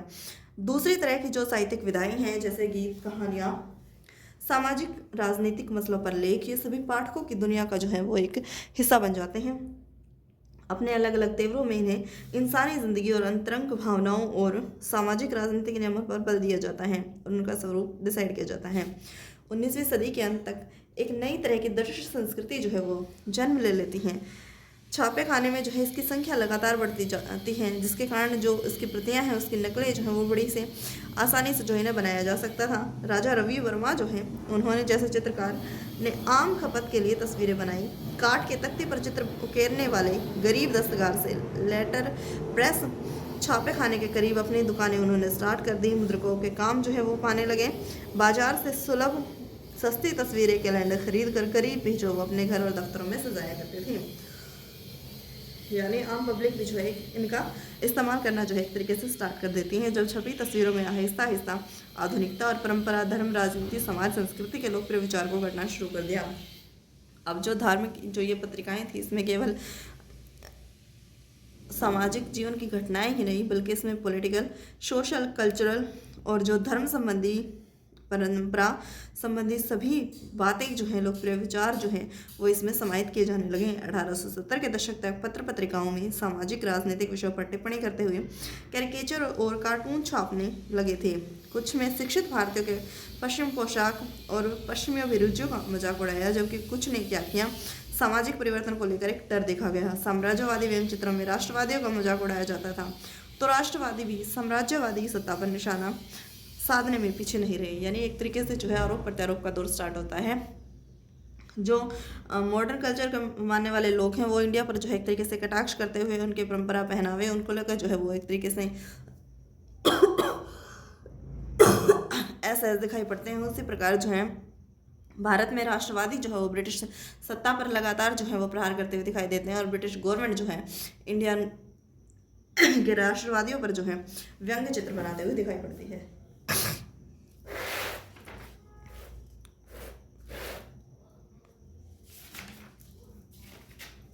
नेक्स्ट हेडिंग है हमारी महिलाएं और मुद्रण। महिलाओं की जिंदगी, उनकी भावनाएं गहनता से जो है वो दिखाई देने लगी। मध्यम वर्गीय महिलाएं जो हैं पढ़ना लिखना जब पहले से इनका ज़्यादा हो गया, उदारवादी पिता और पति ने अपने यहाँ के जो स्कूल हैं उनमें इनको पढ़ने के लिए भेजा जाने लगा। 19वीं सदी में जब बड़े छोटे शहरों में स्कूल बने तो उन्हें स्कूल भेजा जाने लगा। पत्र पत्रिकाओं में लेखिकाओं को जगह दी गई। नारी शिक्षा की ज़रूरत को बार बार रेखांकित किया गया। इसके साथ ही पाठ्यक्रम भी छपता था। ज़रूरत के मुताबिक जो है पाठ्य सामग्री भी जो है इस्तेमाल करके घर बैठे स्कूली शिक्षा को किया जा सकता था। यानी अभी जो है महिलाओं के लिए एजुकेशन जो है वो आसान हो गई है। स्कूल कॉलेज जो है यहाँ पर एक तरीके से बनाए जाने लगे हैं। स्कूलों के माध्यम से जो है महिलाएं जो है वो पढ़ सकती थी। इसके अलावा कुछ ऐसे सिस्टम भी डेवलप किए जिसमें महिलाएं स्कूल न जाकर घर से भी जो है अपनी शिक्षा का कार्य पूर्ण कर पाती थी। ये सब हुआ है उदारवादी पिता और पति की बदौलत। लेकिन सारे परिवार जो हैं उदारवादी नहीं थे। अनेक परिवार जो हैं परिवारवादी मानते थे कि हिंदू कन्याएं अगर पढ़ेंगी तो वो जो है विधवा हो जाएंगी, और इसी तरह की दकियानूसी मुसलमानों में भी मौजूद थी। उर्दू के रूमानी अफसाने पढ़कर औरतें बिगड़ जाएंगी। हिंदू जो है वो धर्म के नाम पर महिलाओं को डरा रहे हैं कि अगर वे पढ़ने जाएंगी, अगर वो इन्हें पढ़ेंगी तो वो क्या है वो विधवा हो जाएंगी। और मुस्लिम जो है वो अपनी महिलाओं को पढ़ने से जो है वो रोकने के लिए कहते हैं कि अगर वो पढ़ेंगी तो वो क्या है एक तरीके से बिगड़ जाएंगी। लेकिन इससे सोच जो है वो एक तरीके से समाज जो है वो महिलाओं पर लादता हुआ दिखाई पड़ता है। कभी कभार औरतों ने इन प्रतिबंधों को अस्वीकार भी किया, लेकिन कुछ ऐसे एग्जाम्पल भी हमें देखने को मिलते हैं जब महिलाओं ने जो है इन बातों को मानने से मना कर दिया और अपनी शिक्षा के लिए लगातार संघर्ष किया। हमें उत्तर भारत के दकियानूसी मुस्लिम परिवार की एक ऐसी लड़की की कहानी पता है जिसने गुपचुप ढंग से न केवल पढ़ना सीखा बल्कि लिखा भी। उसके खानदान वाले नहीं चाहते थे कि वो तो चाहते थे कि वो सिर्फ अरबी कुरान पढ़े। यानी कि जो मुस्लिम एक स्टोरी बताई गई है इसमें, जिसमें उसकी फैमिली जो है वो एजुकेशन के अगेंस्ट है। वो सिर्फ चाहते कि सिर्फ अरबी कुरान जो है वो महिला पढ़े, लेकिन वो जो है इससे अलग अपने एजुकेशन सिस्टम को जो है पूरी तरह से डेवलप करने के लिए लगातार संघर्ष करती हैं। लिहाजा उसने वह जबान पढ़ने की जिद की जो उसकी अपनी भाषा थी, पूर्वी बंगाल। 19वीं सदी के प्रारंभ में कट्टर रूढ़िवादी परिवार में ब्याही कन्या रस सुंदरी देवी ने भी रसोई में छिप छिप कर पढ़ना सीखा। यानी एक तरीके से महिलाओं को जो है सामूहिक रूप से जो है पढ़ने की आज़ादी जो है वो कुछ परिवार नहीं दे रही हैं, शिक्षालय में जाने की अनुमति उन्हें नहीं दी जा रही है। तो ऐसे में क्या करें, महिलाएं रसोई घरों में छिप कर भी जो है वो अपनी पढ़ाई को जारी कर रही हैं। एक तरीके से काफ़ी लंबा संघर्ष जो है वो यहाँ पर देखने को पड़ता है कि महिलाएं जो है किस प्रकार पीड़ित की भूमिका में रही हैं। बाद में चलकर उन्होंने आमार जीवन कथा नामक आत्मकथा लिखी है, जो 1876 में जो है पब्लिश की जाती हैं। यह बंगाली भाषा में प्रकाशित पहली संपूर्ण आत्मकथा है। पहली संपूर्ण आत्मकहानी कौन सी है? आमार जीवन। नेक्स्ट है हमारी, चूँकि सामाजिक सुधार और उपन्यासों ने पहले ही नारी और भावनाओं में दिलचस्पी पैदा कर दी, इसलिए महिलाओं द्वारा लिखी जा रही आप बीती के प्रति कौतूहल दिखाई पड़ता था। महिलाएं जो उनकी निजी पर्सनल लाइफ जो है उसमें किस प्रकार का उतार चढ़ाव है और किस प्रकार उन्होंने जो है एजुकेशन के लिए संघर्ष किया, उस प्रकार की घटनाएं और जो उपन्यास है वो एक तरीके से लिखे जाने लगे, जिसे लोगों के बीच जो है वो दिलचस्पी से पढ़ा गया। कैलाश वशिनी देवी जैसी महिलाओं ने 1860 के दशक में महिलाओं के अनुभव पर लिखना स्टार्ट किया। कैसे वो घरों में बंदी और अनपढ़ बनाकर रखी जाती हैं, घर के काम का बोझ भी उठाती हैं, इसके साथ ही सेवा करती हैं, लोग उन्हें दुत्कार देते हैं। आज जो महाराष्ट्र है वह 1880 के दशक में ताराबाई शिंदे और पंडिता रमाबाई ने उच्च जाति की नारियों की दयनीय हालत के बारे में जोश और रोष से लिखा। सामाजिक बंधनों में बंधी औरत के पढ़ने के मायने क्या हैं, इस पर एक तमिल उपन्यास में एक औरत ने लिखा, बहुतेरे कारणों से मेरी दुनिया छोटी है, मेरे जीवन की आधी से ज़्यादा खुशियाँ किताबें पढ़ने से आई हैं। यानी एक तरीके से देखा जाए तो यहाँ पर जो महिला समाज सुधारक जो है वो काफ़ी बड़ी संख्या में आकर आई हैं और उन्होंने जो है लगातार एजुकेशन को डेवलप करने के लिए जो है वो लगातार प्रयास किए हैं।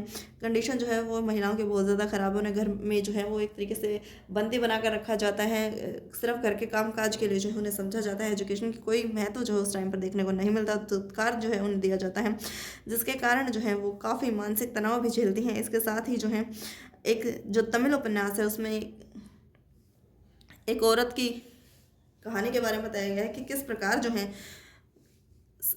बहुत सारे रीज़न हैं, बहुतेरे कारणों से मेरी दुनिया छोटी है, कि बहुत जितना इजी जो है मेल के लिए पढ़ना है उतना ही मुश्किल भरा काम है फीमेल के लिए एजुकेट होना। तो उसके बारे में बताया कि बहुतेरे कारणों से जो है मेरी दुनिया जो है वो बहुत से ऐसे रीज़न है जिसके कारण मेरी दुनिया जो है वो छोटी हो गई है। मेरे जीवन की आधी खुशियाँ तो जो है आधी से ज़्यादा खुशियाँ तो सिर्फ पढ़ने से ही, किताबें पढ़ने से ही हासिल हो गई है। उर्दू, तमिल, बंगाली, मराठी प्रिंट संस्कृति पहले ही विकसित हो गई थी, पर गंभीर हिंदी की छपाई की शुरुआत जो है वो 1870 के दशक में होती है। जल्द ही इसका बड़ा हिस्सा नारी शिक्षण को समर्पित हुआ। 20वीं सदी के आरंभ में महिलाओं के लिए मुद्रित और कभी कभी उनके द्वारा संपादित पत्रिकाएं लोकप्रिय हो गई। इनमें महिलाओं की तालीम, विधवा जीवन, विधवा विवाह, राष्ट्रीय आंदोलन जैसे मसलों पर लेखनी चलाई गई। यानी महिलाएं भी जो है वो आगे आकर कार्य करना स्टार्ट कर देती हैं। वो जो है अपने लाइफस्टाइल के बारे में लिखती हैं, किस प्रकार विधवा जीवन, विधवा विवाह और राष्ट्रीय आंदोलन जो है इस पर लेख लिखे जाने लगे। कुछ पत्रिकाओं ने महिलाओं को गृहस्थी चलाने और फैशन के नुस्खे बताने के लिए साथ साथ कहानियों, धारावाहिक, उपन्यासों के जरिए जो है मनोरंजन को परोसा। एक तरीके से मनोरंजन उनका किया जा रहा था, अलग अलग नुस्खे देकर, फैशन की स्टाइल के बारे में बताकर और गृहस्थी चलाने के संदर्भ में।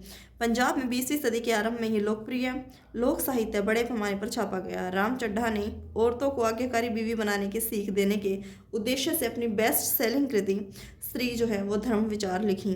खालसा ट्रैक्ट सोसाइटी ने भी इसी तरह के संदेश देते हुए सस्ती पुस्तिकाएं छापी। अच्छी औरत बनने के उपदेश को कई बार संवाद के रूप में पेश किया गया। यानी एक तरीके से महिलाओं को जो है बताया जा रहा है कि उसमें किस प्रकार के आदर्श जो है वो होने चाहिए, और उसके लिए अलग अलग उन्होंने बेस्ट सेलिंग कृति जो है वो स्त्री, उस पर जो है धर्म विचार जो है वो लिखे हैं और अलग अलग पुस्तकें जो हैं वो छापी जाने लगी हैं। बंगाल में केंद्रीय कलकत्ता का एक पूरा इलाका बटाला लोकप्रिय किताबों के प्रकाशन में समर्पित हो जाता है। यहाँ पर आप धार्मिक गुटकों ग्रंथों के संस्करण तो खरीद ही सकते थे, जो आमतौर पर अश्लील और सनसनीखेज समझे जाते थे, वे भी उपलब्ध थे।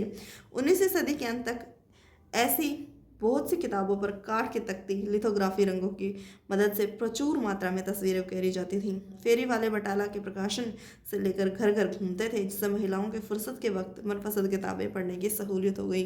किस तरीके से महिलाओं तक जो है किताबें पहुँची, उसकी पूरी प्रोसेस जो है हमें यहाँ पर देखने को मिलती है। नेक्स्ट हेडिंग है हमारी प्रिंट और गरीब जनता। 19वीं सदी के मद्रासी शहरों में काफ़ी सस्ती किताबें जो हैं चौक चौराहों पर बेची जाने लगीं, जिसके चलते गरीब लोग भी जो उन्हें खरीदने के लिए जो है गरीब लोग भी जो है ये पुस्तकें खरीद पा रहे थे आसानी से।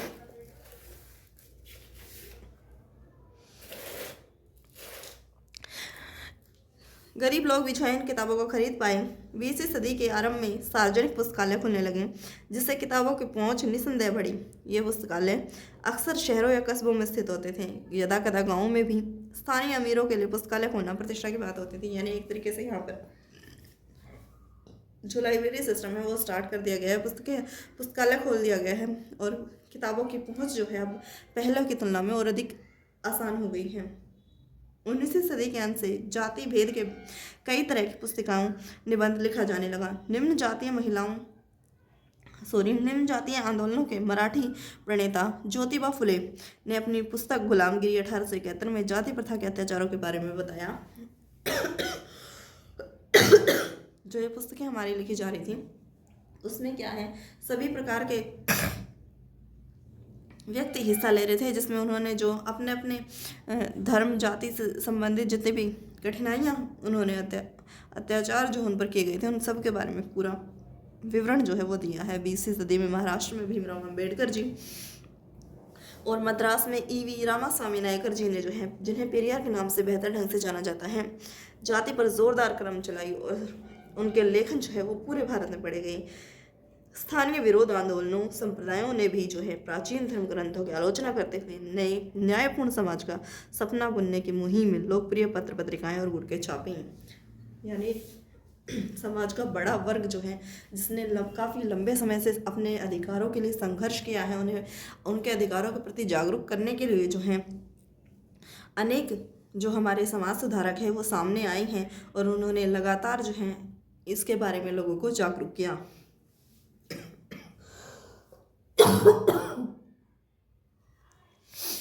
कारखानों में मजदूरों से बहुत ज़्यादा काम लिया जा रहा था और उन्हें अपने तजुर्बों के बारे में लिखने की शिक्षा नहीं मिली थी। लेकिन कानपुर के मिल मजदूर काशी बाबा ने 1938 में अपने छोटे और बड़े सवाल जो है वो लिखकर छापकर जाति और वर्गीय शोषण के बीच रिश्ता समझाने की कोशिश की। 1935 से 1955 के बीच सुदर्शन चक्र के नाम से लिखने वाले एक और मिल मजदूर की लेखनी जो है वो सच्ची कविताएं नामक संग्रह में छापी गई। बेंगलोर के सूती मिल मजदूरों ने खुद को शिक्षित करने के ख्याल से पुस्तकालय बनाए, जिनकी प्रेरणा से मुंबई में मिल मजदूर जो थे वहाँ पर उन्हें भी जो है वो शिक्षा एक तरीके से प्राप्त हो पाई और समाज सुधारकों ने इन प्रयासों को संरक्षण दिया। उनकी मूल कोशिश थी कि मजदूरों के बीच नशाखोरी कम हो, साक्षरता उनके बीच ज़्यादा डेवलप हो और उन तक राष्ट्रवाद का संदेश भी यथासंभव पहुंचाया जा सके। यानी एक तरीके से जो ये समाज सुधारक है वो लगातार संघर्ष कर रहे हैं ताकि सभी वर्गों को जो है वो राष्ट्र के प्रति सचेत किया जा सके। इसके लिए जो है उन्होंने मजदूर वर्ग को भी जो है ये सुविधाएं जो है वो एक तरीके से उपलब्ध करवाई हैं, जिससे मजदूर जो है वो शिक्षित होकर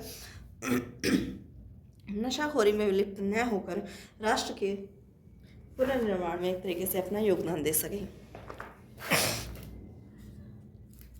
नेक्स्ट हेडिंग है हमारी लास्ट, प्रिंट और प्रतिबंध। ईस्ट इंडिया कंपनी के तहत 1798 के अंदर पहला औपनिवेशिक शासन या सेंसरशिप पाबंदी लगाने के बारे में ज़्यादा परेशान नहीं था। मज़ेदार बात तो यह है कि मुद्रित सामग्री को नियंत्रित करने के इसके शुरुआती कदम कंपनी के कुप्रशासन की आलोचना करने वाले, कंपनी के हुक्मरानों के काम को कोसने वाले अंग्रेज़ों के खिलाफ उठे।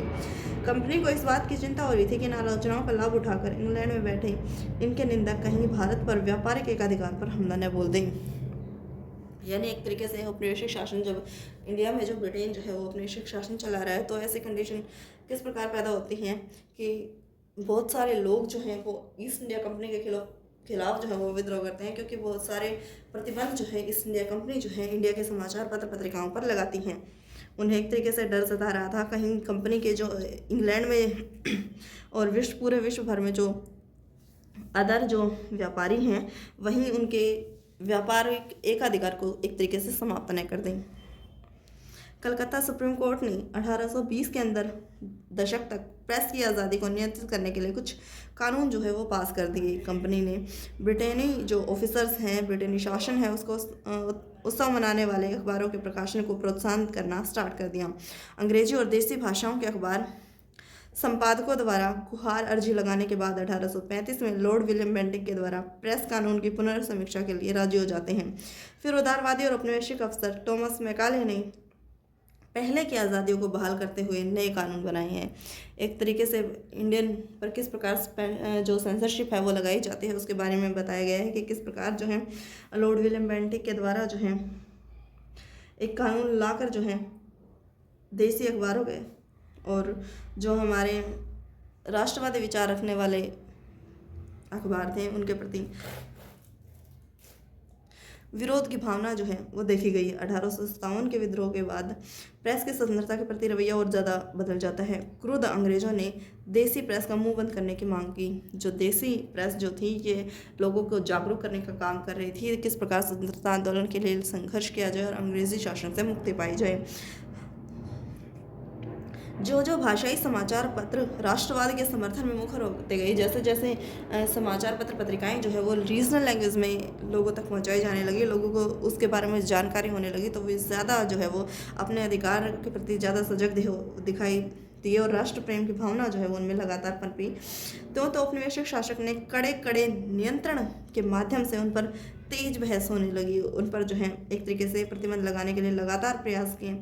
आयरिश प्रेस कानून की तर्ज पर 1878 में वर्नाकुलर प्रेस एक्ट जो है वो लागू कर दिया जाता है। इससे सरकार को भाषाई प्रेस में छपी रपट संपादकियों को सेंसर लगाने का हक जो है वो मिल जाता है। अब से सरकार विभिन्न प्रदेशों से छपने वाले भाषाई अखबारों पर नियमित जो रीजनल लैंग्वेज में जो अखबार छप रहे थे उन पर जो है एक तरीके से पाबंदी लगाने के लिए नजर रखनी जो है गवर्नमेंट जो है वो एक तरीके से स्टार्ट कर देती है। अगर किसी रपट को